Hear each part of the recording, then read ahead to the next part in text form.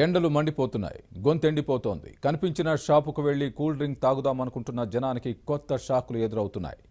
గభాలున గొంతులో చల్లటి డ్రింకు జారిపోతుందనుకుంటే ఆ సమయంలో సీసాలోని వ్యర్థ పదార్థాలు జనానికి షాకిస్తున్నాయి.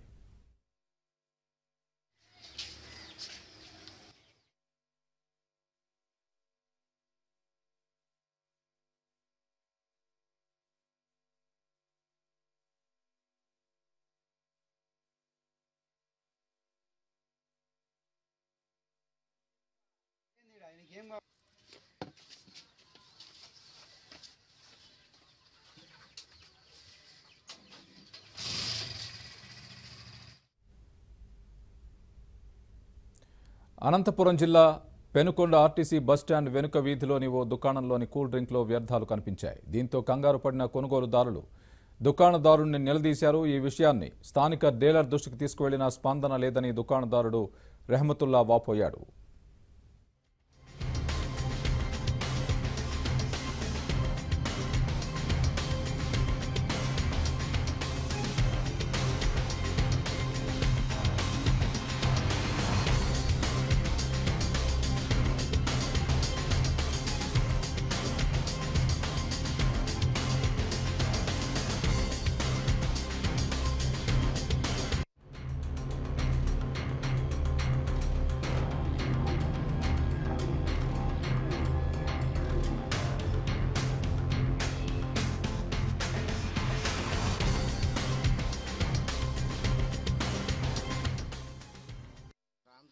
నేను రామతల ఆర్టీసీ బస్ వెనకాల అంగడి పెట్టుకున్నాను. అంగడిలో 7 బాటిల్ ఉంది.